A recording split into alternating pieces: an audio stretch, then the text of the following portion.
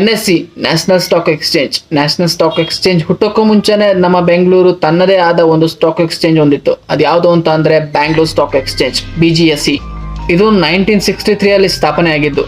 ಇದು ಕರ್ನಾಟಕದ ಸಣ್ಣ ಪುಟ್ಟ ಕಂಪನಿಗಳಿಗೆ ಹೂಡಿಕೆ ಎತ್ತಲು ಒಂದು ಮೀಡಿಯಂ ಆಗಿತ್ತು. ವಿಪ್ರೋ, ಇನ್ಫೋಸಿಸ್, BEML ಮತ್ತು ಇನ್ನೂ ಮುಂತಾದ ಕಂಪನಿಗಳು ಇದರಲ್ಲಿ ಲಿಸ್ಟ್ ಆಗಿತ್ತು. ಇಷ್ಟೇ ಅಲ್ಲದೆ ಇನ್ನೂ 106 ಕಂಪನಿಗಳು ಇದರಲ್ಲಿ ಲಿಸ್ಟ್ ಆಗಿತ್ತು. ಇದು ಇನ್ನು ಇವಾಗಲೂ ರನ್ನಿಂಗ್ ಅಲ್ಲಿ ಇದೆಯಾ? ಇವಾಗಲ ರನ್ನಿಂಗ್ ಅಲ್ಲಿ ಇಲ್ಲ. ಯಾಕೆ ಗೊತ್ತಾ? 1980s ಮತ್ತು 1990s ಅಲ್ಲಿ ಇದು ಪೀಕಲ್ ಇತ್ತು. 1992 ನಲ್ಲಿ NSE ಸ್ಟಾರ್ಟ್ ಆಯಿತು. NSE ಸ್ಟಾರ್ಟ್ ಆದ ನಂತರ ಎಲ್ಲರೂ ಡಿಜಿಟಲ್ ಟ್ರೇಡಿಂಗ್ ನತ್ತ ಮುಖ ಮಾಡಿದ್ರು. NSE ಸ್ಥಾಪನೆ ಆದ ನಂತರ ಜನರೆಲ್ಲ ಫಿಸಿಕಲ್ ಟ್ರೇಡಿಂಗ್ ನಿಂದ ಡಿಜಿಟಲ್ ಟ್ರೇಡಿಂಗ್ ನತ್ತ ಒಲಿದ್ರು. ಆದರೆ ನಮ್ಮ ಬ್ಯಾಂಗ್ಳೂರ್ ಸ್ಟಾಕ್ ಎಕ್ಸ್ಚೇಂಜ್ ಇನ್ನೂ ಅಪ್ಗ್ರೇಡ್ ಆಗಲಿಲ್ಲ.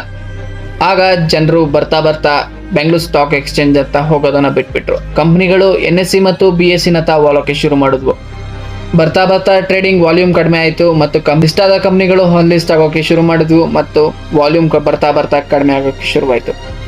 ಹೀಗೆ ಬರ್ತಾ Bangalore stock exchange BGSE close ಆಯಿತು. ನಿಮಗೆ ಈ ವಿಷಯ ಗೊತ್ತಿದ್ರೆ ದಯವಿಟ್ಟು ಕಮೆಂಟ್ ಮಾಡಿ ತಿಳಿಸಿ.